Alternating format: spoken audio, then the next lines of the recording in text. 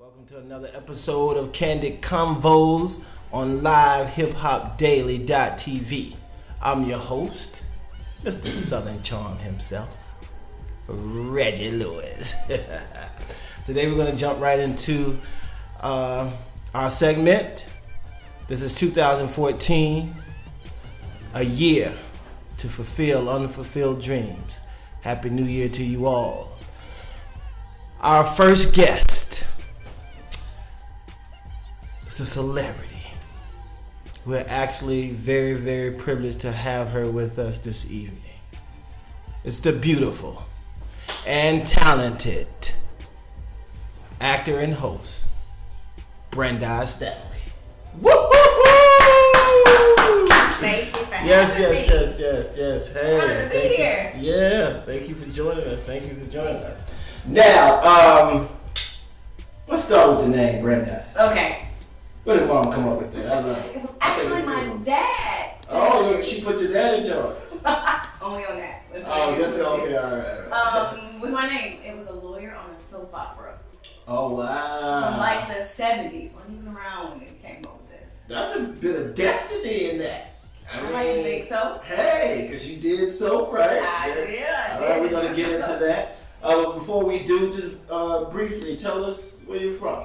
Originally, I'm from Indiana. A small town called Michigan City. Okay. Only reason you would know it is if you went outlet shopping there. It's very small. Wow, is it smaller than Gary?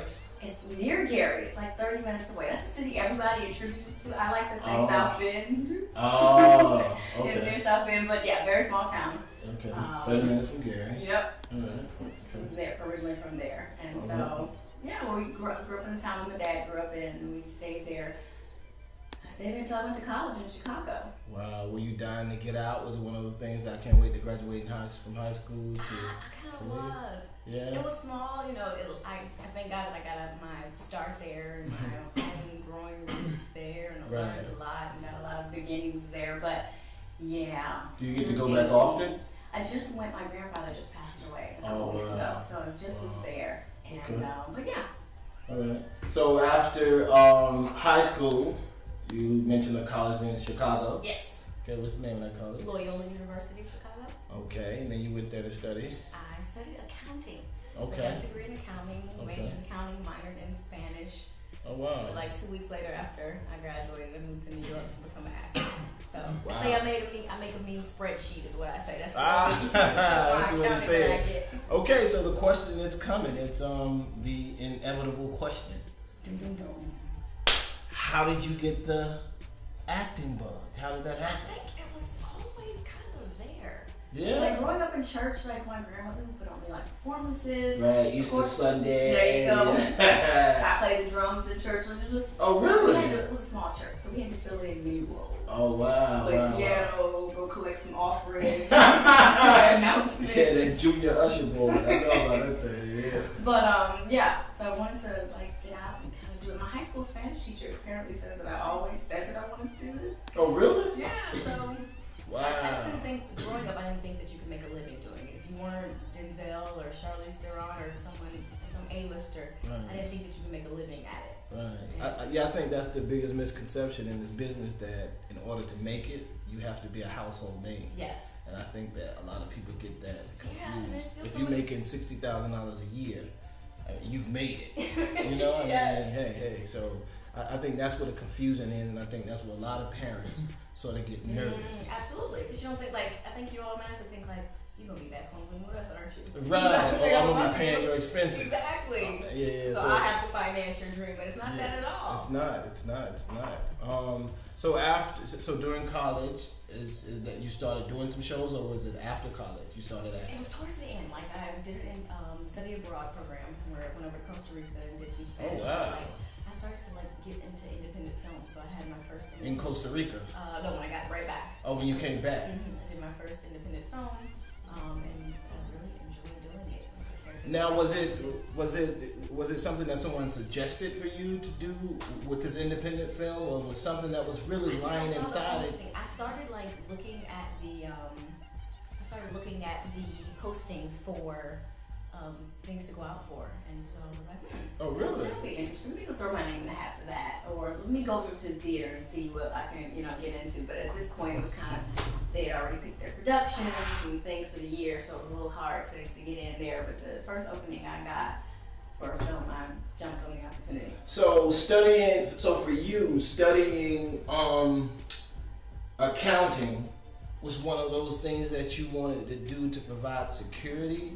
Or is it something that you really, really wanted to do? I'm just trying to figure out, where did this desire to start acting actually come in, or was it already there? It was already there. Yeah. But in college and high school, I enjoyed my international business classes and other stuff, and just the adding things up and just the satisfaction that came with the financial classes that I was taking. I'm like, I think I can do this. And then it's like, what kind of jobs can I get with that?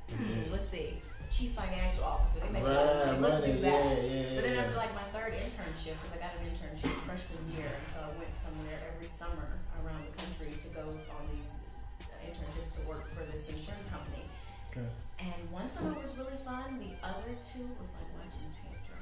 Like literally, one summer was like a stack of numbers on the computer screen, and you just compare the two. And I'm like, if I have to do this the rest of my life, I'm not gonna do it. Yeah, so I'm like, what we do now is, you fine by the seat of your pants. It's a walk of faith, but I wouldn't trade it for the world because I enjoy what I do. Wow. Okay, so you started acting in Chicago with this independent film, and then did you go to LA? You just hung out in Chicago? I came right to New York. Oh, you came to New York? As soon as I graduated. So how did that transition happen? I was looking, during this time, I was in my business school. I was running the Dean's Advisory Council and the Lady in the Career Center. Listen, I was running.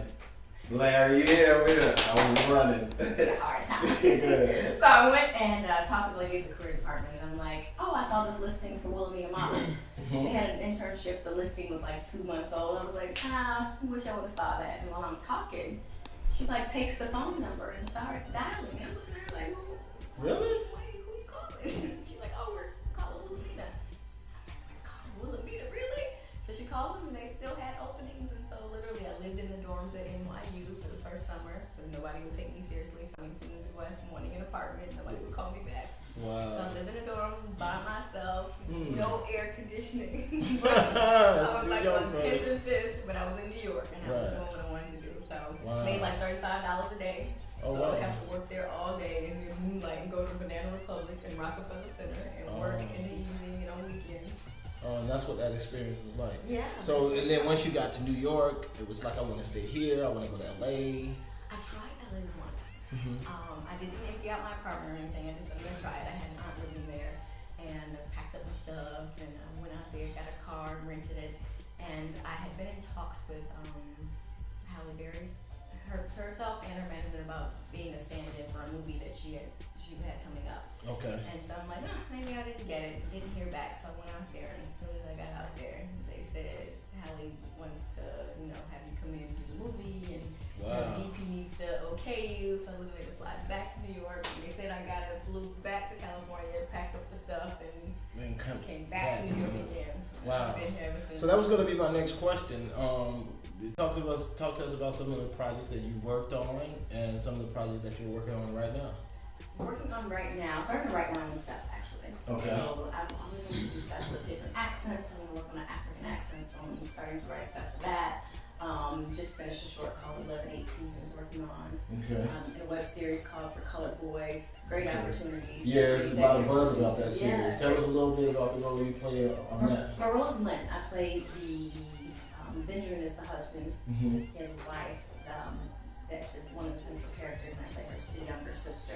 Okay. So recurring. Yes, so it's recurring. So it's something, especially in the second season, it's gonna really heat up and get some interesting stuff going on. So I'm having a lot of fun with it. Great cast to work with. The writer director, very talented. So I'm really excited about it. Yeah. I've heard a lot of great things about that series. Actually, I have a friend that's in it. Rob Morgan. I look to get Rob in here soon. So, yeah. So, with that role, how was it working on the set of For Colored Boys? It was a lot of fun. Yeah. A lot of fun. they have a lot of people that I've wanted to work with, like Boogie and Right. Stacey and Shout out back to to Boogie. Victor and Rob. Like you see Yes. all these New York actors around those never Like you wanna and work stuff with them. together. Yeah, so it's Yeah. really great to finally have that all. Nashawn, like I did a film called My Brother like 5-6 years ago. We were in a club. It was a film with Vanessa Williams where I knocked him out in a club. And so it was great, like, 7-8 years, I think it was later. Working with him work again. with him again. Yeah. So it was really cool. And this is a web series. Yes. So if people wanted to watch it, they can just log on to For Color Boys? Yes, Cowboys on YouTube is where it's primarily now. It's Okay. It's a lot of buzz that's getting another destination pretty soon. But Okay, so that's For Color Boys on YouTube. Now, what episode, if they wanted to like skip episode, let's just say, let's watch the whole thing, but if you just want to get to the beautiful and talented Brandhyze, then what episode do they introduce your character? I think it's episode number 6. Number 6. Yes. Okay. I'm at the top of the episode, so you don't have to scan very far. Right. Okay. All right. Yeah. So that's great. Now let's back up a bit. Okay. She just tried to slide something in on me. This Halle Berry thing. I mean, you just tossing Halle around. Like, I mean, Halle is not only drop dead gorgeous, but she's an Academy Award winner, and she's representing us well. I'm gonna want you to get into that story about this whole little Halle Berry thing, because I'm sure there's more to it than what you just sort of mentioned, and I'm sure that it'll inspire a lot of people.